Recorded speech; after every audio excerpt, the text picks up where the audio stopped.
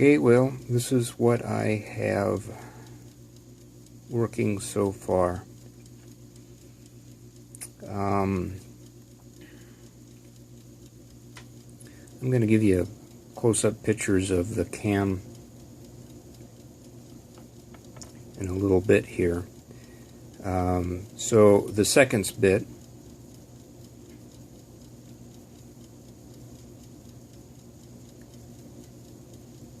is the 5-lobed cam, and if I check my notes correctly, we need a wave coming in every 10 to 12 seconds, and so 12 seconds would be 5 times a minute. 10 seconds it would be 6 times a minute, and I can adjust this according to your liking.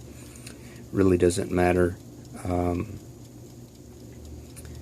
I'm likely going to have to clean up the cam and readjust it multiple times just to get the wave motion going, looking correctly. And you know, of course, we have I only have one wave as opposed to two, so I want to get the other one made here shortly as well, just to demonstrate the proof of concept. I do have the Vaucher movement underneath, so it is the Vaucher movement that is powering this thing. See what else? It's very rough. It's at this point it's very sensitive.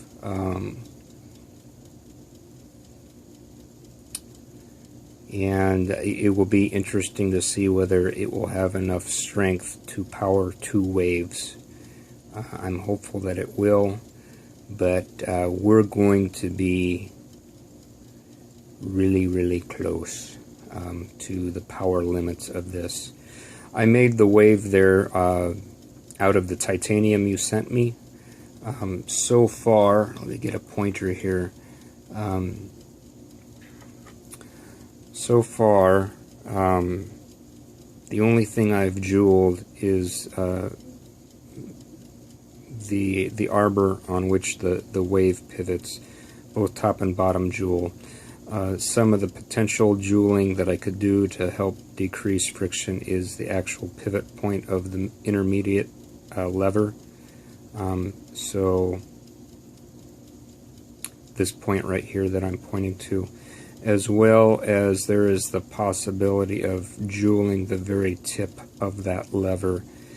And I don't know how much or how little that would affect the friction and make it run better.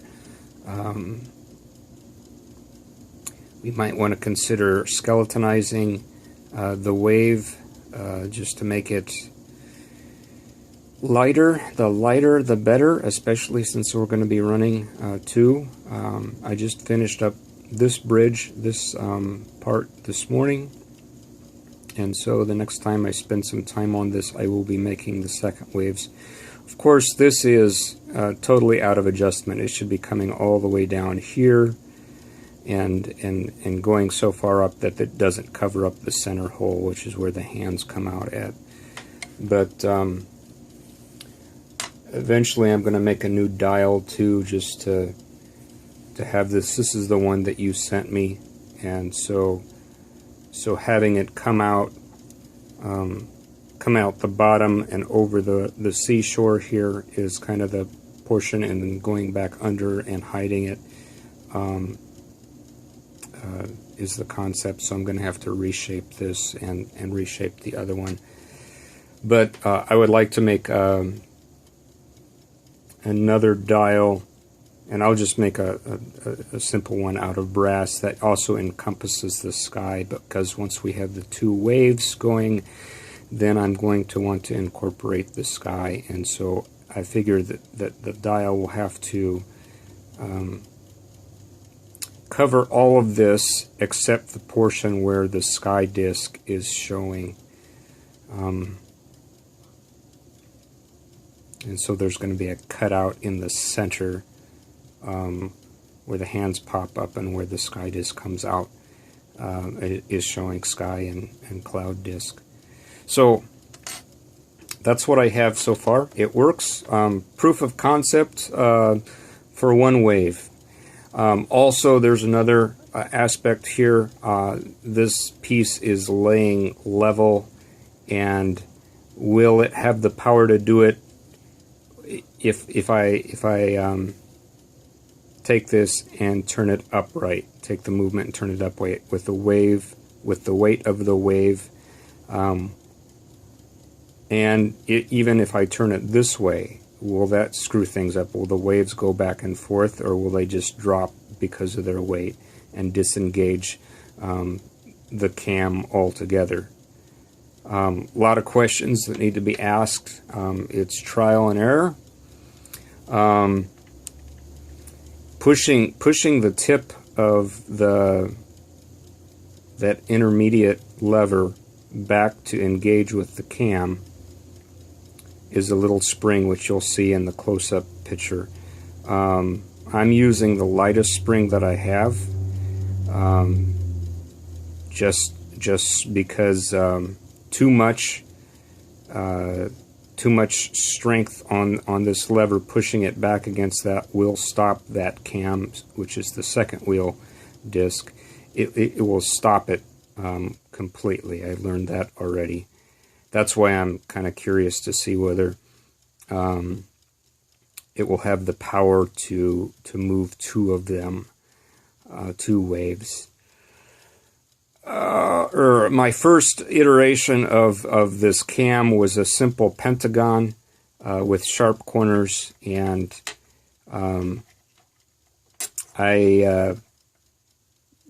it worked somewhat, but I ended up it would stop. And so what I ended up doing is making it into this kind of flower-shaped cam.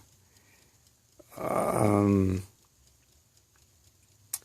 thinking if it doesn't have the power to move two waves, I can reduce the diameter of that cam somewhat, but then the lobes of the flower are going to have to be more pronounced to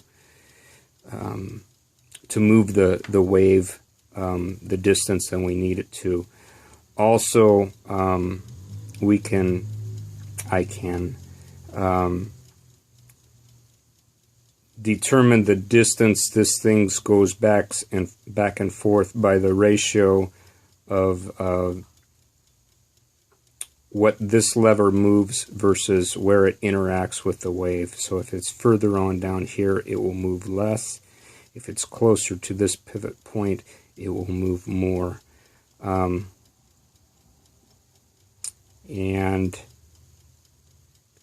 that we learn by trial and error, I think. I'm sure there's some math that goes in it, but, you know, we're talking tenths of millimeters here. And, you know, if I were doing this on computer-aided machining, we could compute that and have it make it just exactly. But since I don't use computer-aided machining, we can measure the tenths of millimeters, but the actual drilling of the hole and the making the lengths and stuff is more fluid than the counterparts that do everything by computer. I've probably spoken as much, if not too much, about what I'm doing here, what I'm accomplishing here, but it works. I was pleased to see that it works. And hold on in just a minute, I'll show you the close-ups of the action.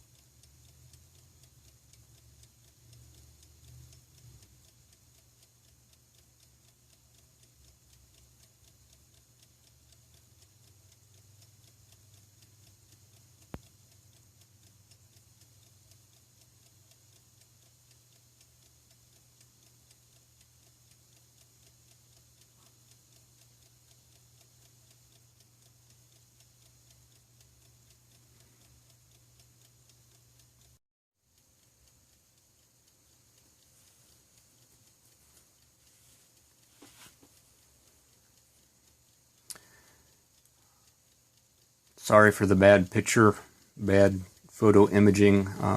For what I have, this is the best I can do.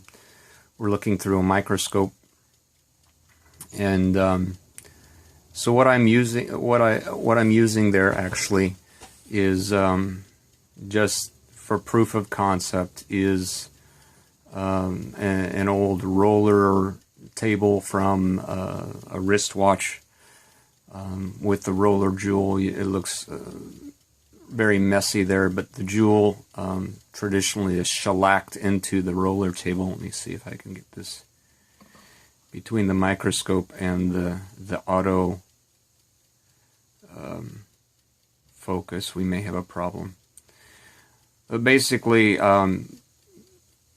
part of an existing watch, or I pulled out from my miscellaneous parts, you have the roller table and the roller jewel attached to the arbor that carries the wave, and that intermediate lever, I just cut out a slot in it that the roller jewel would fit. So as the lever goes, and it's not well adjusted by any means, but as the lever goes, then it moves the roller back and forth, and thereby moving the wave back and forth. What I tried to explain earlier, I don't know if you saw it, is that, or if you understood what I was saying, is if there's too much action on the wave. Let's see if I can point here. We can make this lever shorter and this roller table larger, and that adjusts the ratio, and therefore the back and forth of the wave is less than. And the closer we go to this arbor, the more the greater the action of the wave. The further, or the closer we go to the pivot point of the intermediate lever down at this far end, or the middle here of the intermediate lever, the closer we go to that pivot point, the less of the action of the wave is. And of course you can see kind of up in the upper left hand corner there the spring that I have installed, which is just laying in there. This is still very in rough condition. So something for you to look at and watch over and over.